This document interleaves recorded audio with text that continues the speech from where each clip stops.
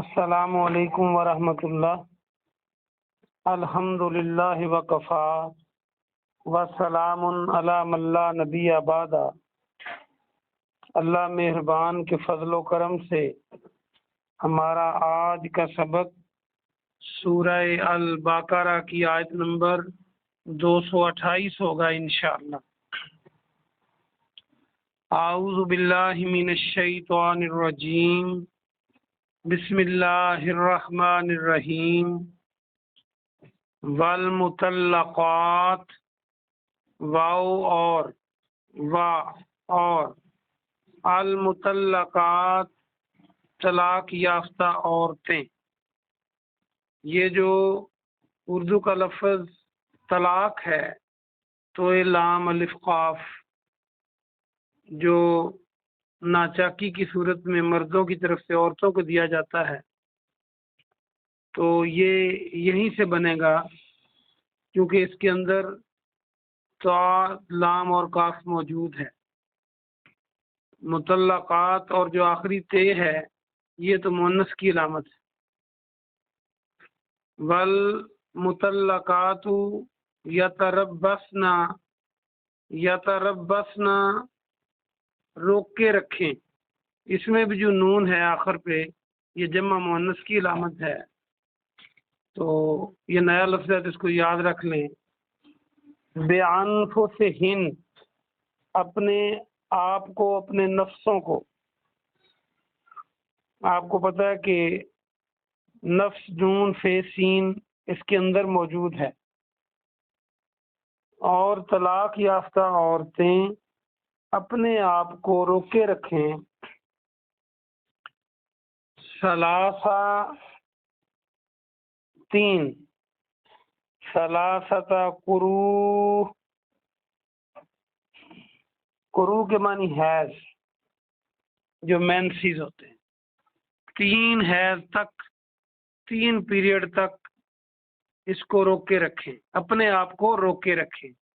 اس کا معنی حیض بھی ہے اور اس کا معنی طہر بھی ہے۔ ولا، اور نہ، یحل، حلال ہے، جائز ہے، لہن، ان کے لیے، ان عورتوں کے لیے، ہن عورتوں کے لیے استعمال ہوتا ہے۔ این یکتمنا، ان یہ کہ، یا کے معنی وہ، اور قتم آپ پہلے پڑھ چکے ہیں۔ کتمان حق میں نے کہا تھا، اردو کا لفظ فارسی میں بھی کہتے ہیں۔ این یکتمنا، یہ کہ وہ چھپائیں، قتم کریں، چھپائیں، ما خلق، جو پیدا کیا اللہ، اللہ نے، فی ارحامہن، فی کے معنی میں، ارحام رحم کی جمع، وہی انا جو ہے یہ مؤنث کے لیے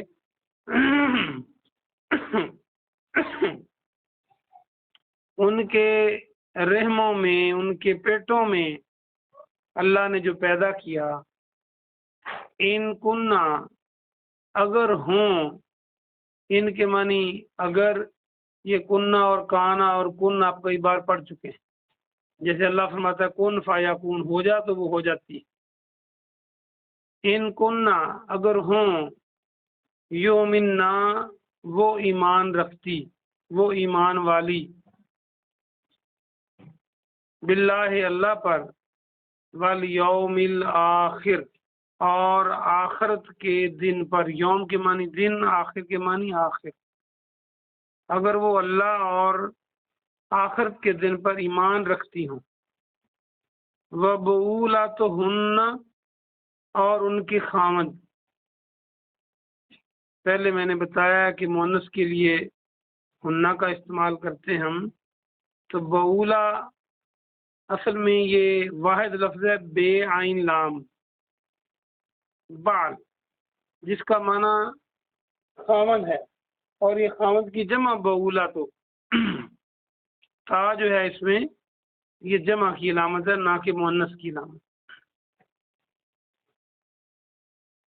وبعولتہن، اور ان کے خاوند، احق، زیادہ حقدار ہیں، بردہن ان کو لوٹانے کے، جو چیز آپ رد کرتے ہیں اس کو بھی آپ لوٹا دیتے ہیں، واپس کسی چیز کو نہیں لیتے تو رد کر دیتے ہیں، تو یہ انہی معنوں میں ہے، لوٹانے کے معنوں میں۔ ان کے خاوند زیادہ حقدار ہیں ان کے لوٹانے میں، یعنی اگر وہ لوٹانا چاہیں، ان کو بیوی بنانا چاہیں تو زیادہ حقدار۔ فی ذالک، اس میں، ان اگر، ارادو اصلاحا، ارادو وہ ارادہ کر لیں، ارادو یہ عربی کا جمع کا صیغہ اور ارادہ بہت قریب قریب ہیں۔ اصلاح صلح کا، اگر ان کا ارادہ صلح کا ہو، وَلَهُنَّ اور ان کے یعنی ان مونسوں کے، ان عورتوں کے، مثل الذی مثل کے معنی طرح، الذی جس طرح، علیہن ان پر، ان عورتوں کے حقوق بریکٹ میں کریں، جس طرح مردوں پر، مردوں کے حقوق ہیں ان پر اسی طرح ہے، بالمعروف دستور کے مطابق، معروف دستور کے مطابق، وللرجال علیہن و اور لام کے لیے، رجال مرد، یہ جمع ہے، اور مردوں کے لیے، علیہن ان پر یعنی عورتوں پر، دراجہ، دراجہ کا مطلب ایک درجہ ہے، فوقیت ہے، درجتن، واللہ اور اللہ، عزیز حکیم، عزیز ہے، غالب ہے، اور حکمت والا ہے۔ پہلے اس کا با محاورہ ترجمہ سنیں، پھر ہم اس کی تفسیر کی طرف آئیں گے۔ اللہ سبحانہ و تعالی نے بہت ہی اہم مسئلہ جو میاں بیوی کے درمیان مل کر رہنے اور ان کے اختلاف کی صورت میں ہو سکتا ہے وہ بیان فرمایا ہے۔ اللہ فرماتا ہے، اور طلاق یافتہ عورتیں اپنے آپ کو 3 حیض تک روک کے رکھیں۔ اس کا معنی حیض بھی ہے اور اس کا معنی طہر بھی ہے۔ طہر کہتے ہیں وہ ڈیز جن میں عورت پاکیزہ ہوتی ہے، وہ نماز ادا کرتی ہے، اور حیض وہ اسے کہتے ہیں جن دنوں میں وہ نماز اسے معاف ہوتی ہے۔ تو دونوں معنی قروء کے لیے ہیں مفسرین نے، اور دونوں ٹھیک ہے، کیونکہ مدت ہی شمار کرنی ہے تو دونوں سے مدت شمار ہو سکتی ہے۔ ترجمہ یہ بنا کہ طلاق یافتہ عورتیں اپنے آپ کو 3 حیض تک روک کے رکھیں، اور ان کے لیے جائز نہیں کہ ان کے رحموں میں، ان کے پیٹوں میں اللہ نے جو پیدا کیا اس کو وہ چھپائیں، اگر وہ اللہ اور آخرت کے دن پر ایمان رکھتی ہیں۔ اور ان کے مردوں کا، ان کے خاوند جو ہیں وہ زیادہ حقدار ہیں ان کو واپس لوٹانے میں، یعنی اگر طلاق ہوئی ہے اور حیض کے اندر اندر وہ دوبارہ صلح کرنا چاہتے، لوٹانے کا مطلب یہ، تو اس کو زیادہ حق ہے کہ اس مدت کے اندر وہ دوبارہ رجوع کر لے، اور ان کے خاوندوں کو ان کو اپنی زوجیت میں لینے کا زیادہ حق ہے، زوجیت میں لوٹانے کا زیادہ حق ہے۔ زوجیت کو بریکٹ میں کریں، اگر وہ اصلاح کا ارادہ کر لیں، اگر مردوں کا ارادہ اصلاح کا ہو، تنگ کرنے کا نہ ہو، تو وہ ان کو طلاق کے اندر، طلاق 1 دینے کے بعد یا 2 دینے کے بعد عدت کے اندر وہ ان کو لے سکتے ہیں، اور ان کے یعنی عورتوں کے لیے ویسے ہی حقوق ہیں جیسے مردوں کے ہیں۔ दस्तूर के मुताबिक, लेकिन मर्दों को इन पर यानी औरतों पर एक दर्जा हासिल है, फौकियत हासिल है, और अल्लाह गालिब और हिकमत वाला है। ये इसका आसान सा तर्जुमा था। एक दो नए लफ्ज भी आए, आपको याद करें।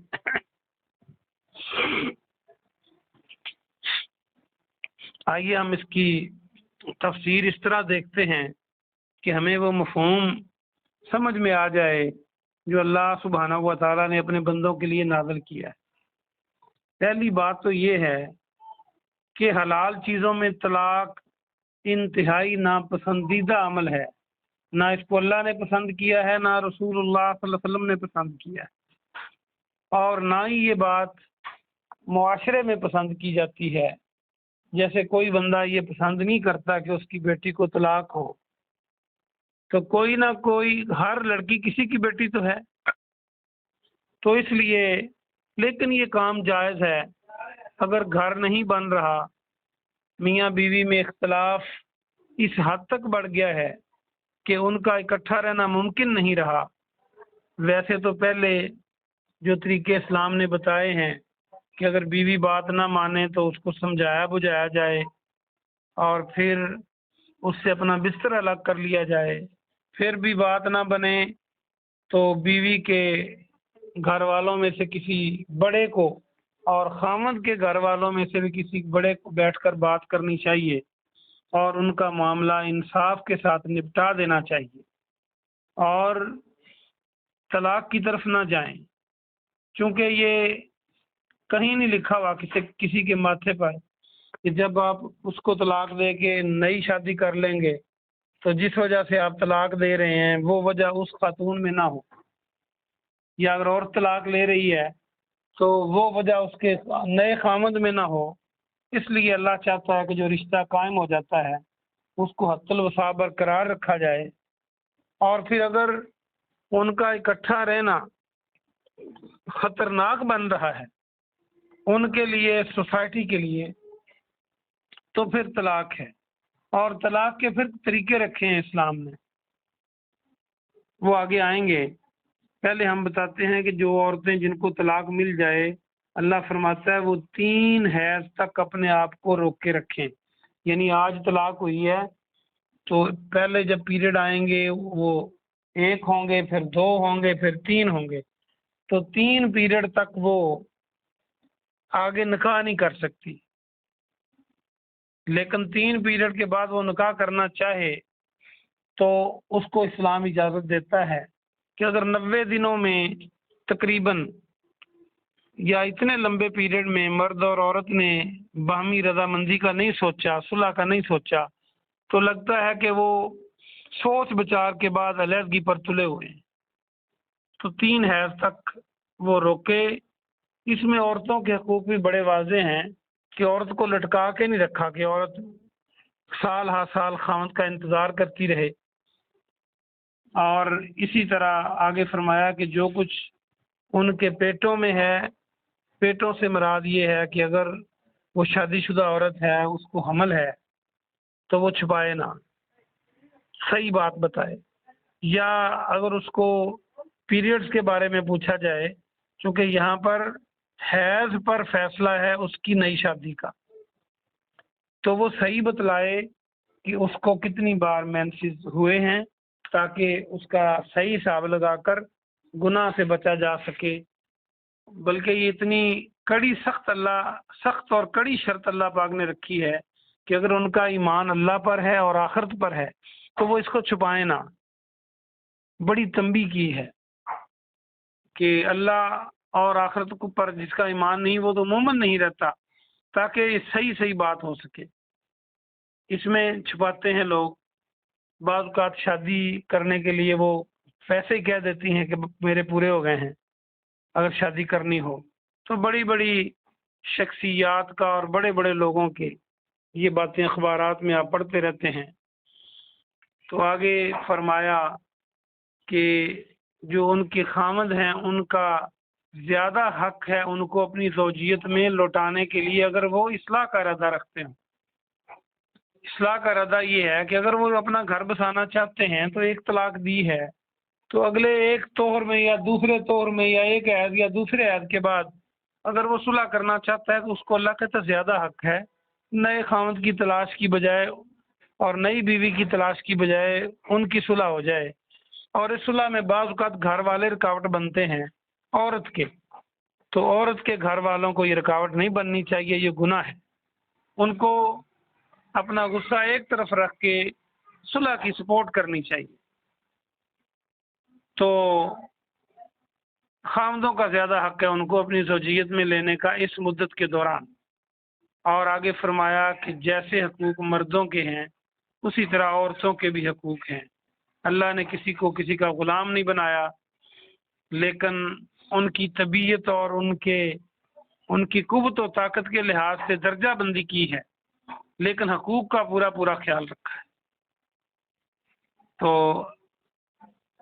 مرد جو ہیں ان کو ایک درجہ زیادہ دیا ہے اللہ نے، اس لیے کہ وہ عورت کے نان و نفقہ کے پابند ہیں، وہ عورت کے لیے کما کے لاتے ہیں، عورت گھر میں بیٹھتی ہے، اور اللہ نے پھر جو کما کے لاتا ہے اس کا ایک درجہ زیادہ رکھا ہے، اور عورتوں کو کہا ہے کہ اپنے خاوند کی بات کو مانیں اور خاوند بھی ناجائز نہ کریں۔